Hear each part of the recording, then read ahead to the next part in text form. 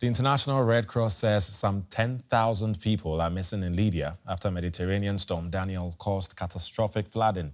The floods swept away entire neighborhoods in a number of coastal towns. The destruction was worst in the eastern coastal city of Derna, where the heavy rains caused 2 dams to collapse, wiping out 1/4 of the city. Whole neighborhoods submerged by water. Residents in this area of eastern Libya come face to face with the devastation caused by the storm.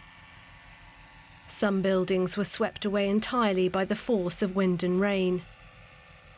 The region's armed forces were deployed to assess the damage. 3 bridges collapsed completely. Water spread into the neighbourhoods. There were entire neighbourhoods that were swept into the sea along with their residents. Drone footage shows the scale of the flooding in rural areas. Vast swathes of farmland are now underwater. Huge areas of crops ruined overnight. Aid convoys make their way through gushing waters in the coastal city of Derna to reach residents stranded by the storm. The area has been declared a disaster zone, and the Libyan Presidential Council is appealing for international help.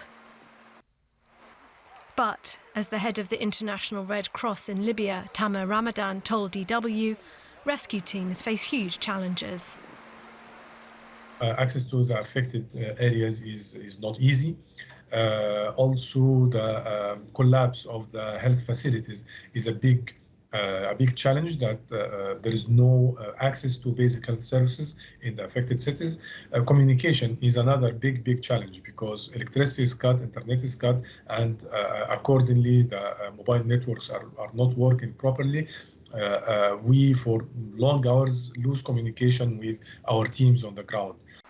Despite the difficulties, the search continues here for the thousands of people still believed to be missing.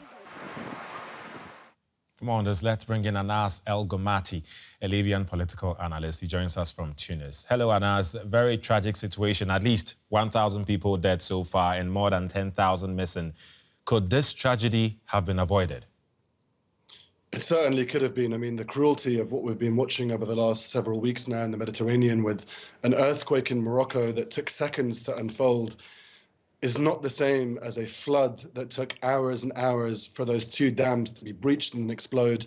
We knew about this when this was happening in Greece. Meteorologists warned about this.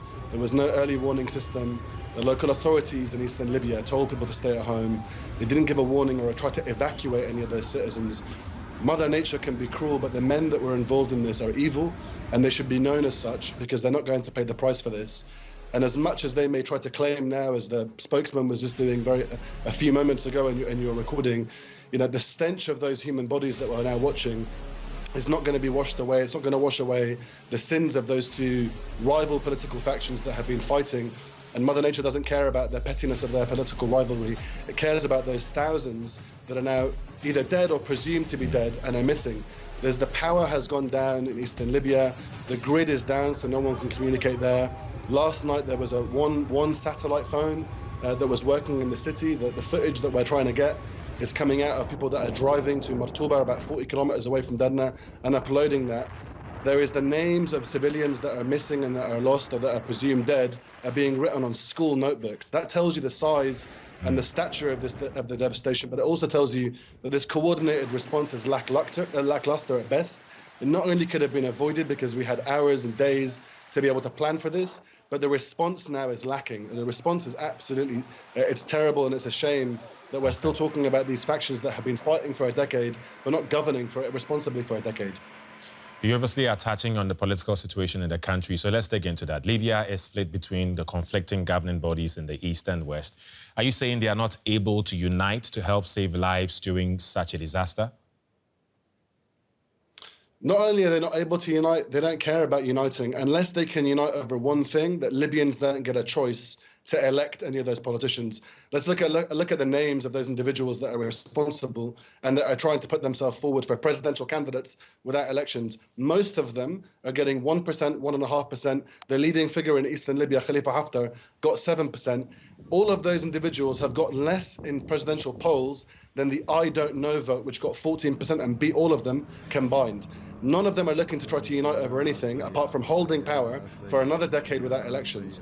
They don't care about the response. They've spent more time engaging with European leaders over smuggling routes and over keeping people at home, whether it's keeping Libyans away from getting out of Libya or whether it's keeping migrants away from getting out on boats. They're funding those individuals according to UN reports of the European Union, and they haven't responded. It's a moral hypocrisy to spend more time propping up blood-soaked criminals and individuals that are responsible for this than actually organizing elections, which are not a luxury, but a necessity.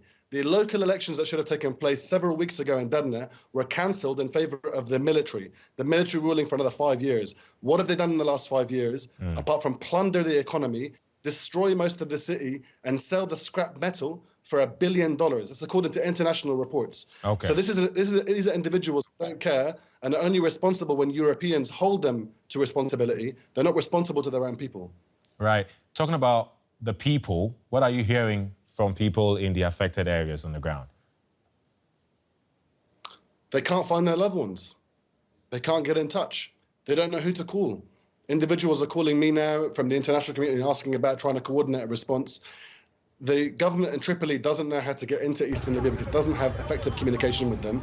The authorities in Eastern Libya, this parallel government, is not the force on the ground that is coordinating the response. That's the Libyan National Army. They're not responding to anybody. They put out 2 press statements saying that there was 400 millimeters of rain. No one needs a post-mortem of what happened yesterday. We need a response for today. So there is absolutely nothing that is happening on the ground. People can't find their loved ones, and they're looking at social media videos to see if they can find someone, or they're going to morgues and asking friends and family to look into morgues, or they're looking at Facebook pages like Derna Zoom that have the names of individuals scribbled on the back of 14-year-old school books. I mean, it's a disaster of the worst kind. It's a proportion of biblical. It's a disaster of biblical proportions, because we know about cities that got wiped out thousands of years ago, like Pompeii, but we don't hear about it in the modern time, because in the modern time we can deal with these things, but not in Derna, where a quarter of the city is missing or dead. Okay, thank you very much for your time.